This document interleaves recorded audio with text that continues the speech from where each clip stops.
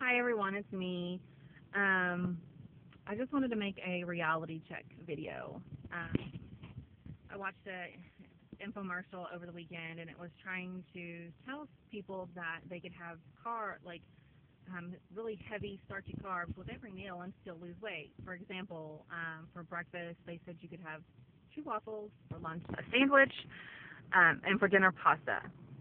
And then they said the way that you make it healthy is by adding 3 strawberries to the waffles, adding um, broccoli to the sandwich, and it was a hoagie sandwich and chips, and adding a salad to the pasta. Okay, well, guess what? That's how I've been eating before LA Weight Loss. I would have whatever I wanted for breakfast, and a sandwich and chips and all kinds of goodies for lunch, and then at night I'd make myself a big bowl of pasta. And guess what? I am having weight loss issues now because that's the way I ate.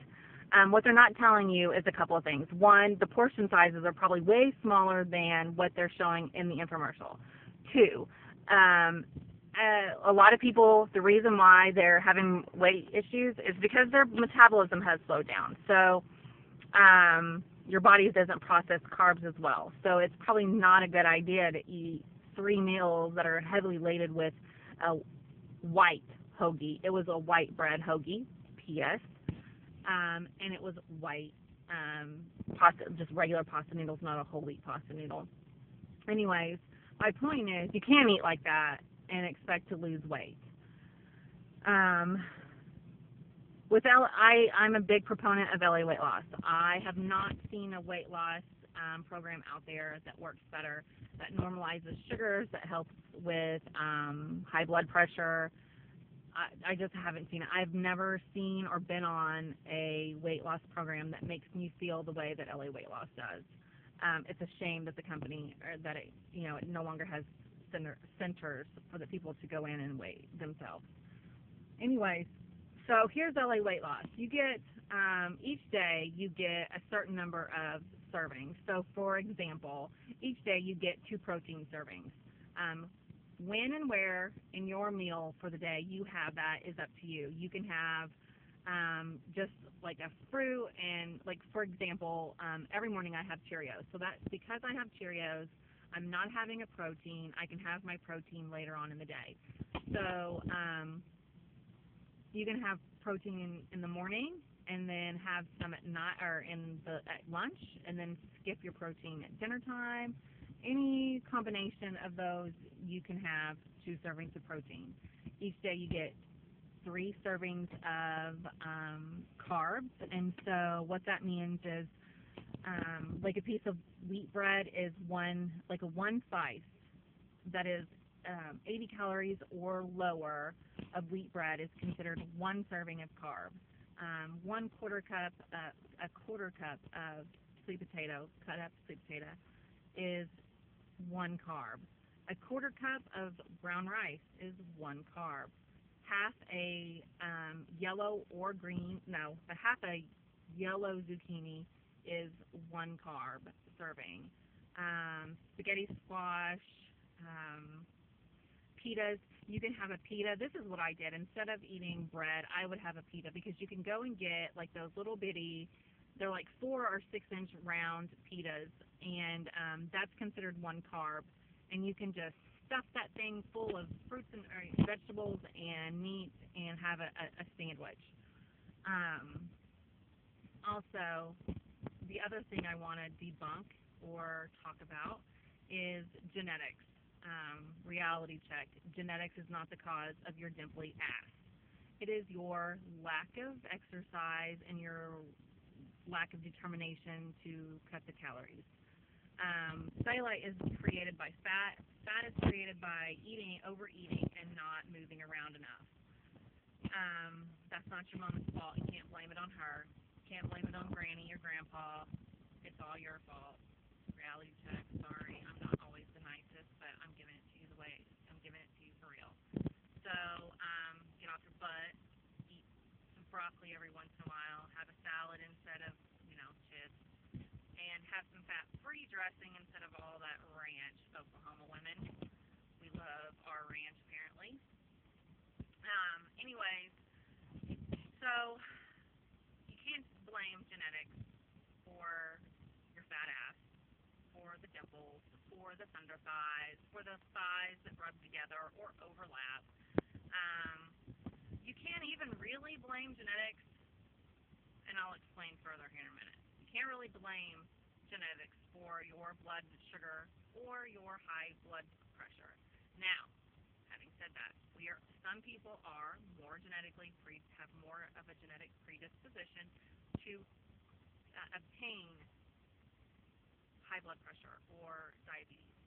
Side note, juvenile diabetes is running rampant, and that is not because of anything that those kids are doing. It is because their parents are not educated or smart enough to know that a whole package of hot dogs is not considered a healthy meal.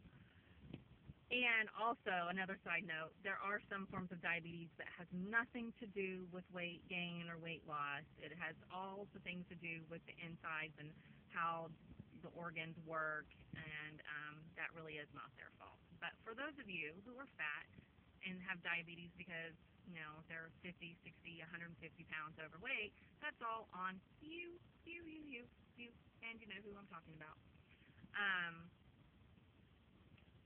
I know, I have seen personally, and everybody will, any doctor, any weight loss specialist, any nutritionist, any fitness expert will tell you that if you have diabetes or high blood pressure or both, and even plaque psoriasis in the arteries, cutting your diet, cutting your calories and adding more exercise can lower the amount of medications that you take, and in some cases can actually take you completely off of those blood sugar medications or those high blood pressure medications. So it's better to start early before you actually start seeing signs of high blood pressure or signs of diabetes, because once you're on them, it's you can get off of it through diet and exercise, but those drugs are just really bad for your system, and you don't want to introduce those drugs into your body if you don't have to. So quit blaming everybody. It is your own fault that your butt is a size 42. It is your own fault that you are on medications for high blood pressure and high blood sugar. That's your fault, nobody else's. You can't blame genetics, you can't blame work, you can't blame the person down the stairs or down the hall. You shouldn't blame your husband just because your husband cooks for you or your wife cooks for you. I cook for my husband. I cook my healthy meals. If he's just adamant about getting something that's not on LA Weight Loss, I'll make him his meal that he wants, and I continue just making my own. Every meal that you make can be modified. Meatloaf can be modified. Puree vegetables, or throw them through the blender, or not blender, but food processor, and chop them up real fine, and you can add vegetables to a meatloaf. Most men won't notice that the vegetables are in there. Add carrots, add some broccoli, add cauliflower, add whatever vegetable you want, but puree it up and add it into that meatloaf. That is a way that you can make it a little bit healthier. And then instead of having mashed potatoes, boil and puree cauliflower, and it takes up the consistency of potatoes. Or parsnips. And parsnips, if you season them right and blend them, parsnips are a really good alternative to potatoes to add next to your meatloaf and mashed potatoes and green beans. And instead of having canned green beans, have fresh green beans. I don't suggest really canned anything other than beans, fish like tuna. Tuna is really good to get out of the can, and beans. I'm really not thinking of anything else canned that's really all that good for you. Another thing I want to talk about is the trifecta of weight loss. The trifecta of weight gain. Not weight loss, but weight gain. It is sugar, salt, and fat. Mixing these three things into any meal is going to cause that ass to get larger. Big ass. We want little ass. So we want to cut the carbs, we want to cut the fat, and we want to cut the sugar. If you have any other questions about, we didn't finish with LA Weight Loss. I was telling you about carbs. Yes, indeed, and I did not finish. Okay, we go. You get 3 carbs, you get 3 proteins. Well, then you also get fruits and vegetables. You get 3 fruits and 3 vegetables a day. You also get 1 serving of fat, and by fat, I do not mean butter. I do not mean Crisco. I mean a tablespoon of olive oil. It might be 2. I don't remember. I'll have to check it. But you get a little bit of olive oil. That would be it. Just the 1 serving. If it's 1 tablespoon, then that's a serving. If it's 2 tablespoons, then that's a serving. I don't remember. I'll have to look at LA Weight Loss. An eighth of an avocado. So take the peel off of the avocado, take the seed out, and then cut the avocado into 8 pieces, and you get an eighth of an avocado. Butter isn't even considered isn't even a fat that they let you consider on LA Weight Loss. There's other fats, I just don't remember what they are. The fruits, bananas. Half of a banana is considered a serving because bananas are very high in sugar, so you only get half. Just like with an orange, you only get half. What I would do if I absolutely wanted a banana, I usually just stayed away from bananas, but if I absolutely wanted a banana, I would just cut it in half, wrap it real tight with plastic wrap, and call it a day. The end might brown a little bit, but not a whole lot. It's not that big a deal. You can always just kind of sliver off that brown part and eat the rest. It's not going to kill you. An apple, you can, if it's a smaller apple, you can have the whole entire apple. Blueberries, blueberries. Yes, indeed, you can have those. Half a cup of blueberries, half a cup of strawberries, half a cup of raspberries. Pretty much if it's a berry, you can usually have about a half a cup. Grapes, though, you only get to count out 15 grapes, no matter what color they are. Another thing about fat, you can use nuts as your fat, and so like 10 peanuts is considered a serving with LA Weight Loss for your fat. 15 almonds, like 10 or 12 walnuts. Just think of it like this: if it's a higher fat nut, then you're going to get a less amount. You're going to get somewhere between 8 to 12, and if it's a lower fat, you're going to get somewhere between 12 and 15. And what I would do is I would just count out my little, because I normally didn't have fat, so I would just count out my little nuts, and I would put them in a little plastic baggie, and I would know that's how many I would get per day. Anywho, dairy. You get 1 dairy a day. Oh, don't give me that crap about osteoporosis. You're going to get 1 dairy a day. You also need to be taking a multivitamin, so your dairy intake is covered. Because you need to be taking a multivitamin, and depending on how many milligrams of vitamin D is in the and calcium is in the multivitamin, you may need to take like an actual calcium pill or chew, whatever you want to get it as. Anyways, you get 1 dairy. So a half a cup of milk, of fat-free milk, is considered a dairy serving. 2 ounces of cheese, 6 ounces of yogurt. I'm not thinking of anything else that's dairy right off the hand. And so a lot of the time what I would do, I kind of finagled it a little bit. I would have like 1/4 of a cup of milk with my Cheerios, and then 1 ounce of cheese later on, because I'm a cheese head. I normally can't get enough of it, so I would always make sure I finagled that a little bit so that I could get my cheese for the day. Other than that, what other diet tips or can I think about? Dieting doesn't have to be hard. It doesn't have to be complicated. Don't fall for the myths. Don't fall for all those bad diets. If it's too good to be true, then it probably is. But I also wanted to talk about BodyRock.tv. That's the exercise program that I've been doing, and it's anywhere between 12 and 25 minutes a day. The exercise changes every day, and I watched, actually, I don't even know why the TV was on, but I think Bailey left it on this morning, and it was on Tony Horton 10-minute solution infomercial. Apparently I've been watching a lot of those lately.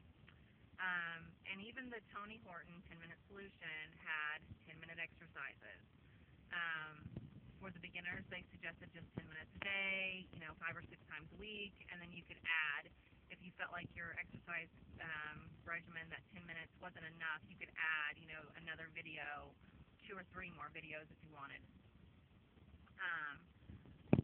But I'm here to tell you, if you go on BodyRock.tv's website, they have almost every day they post somebody's before and after pictures of somebody doing the Body Rock challenge or in the weight loss programs that they put on there, and the results are amazing.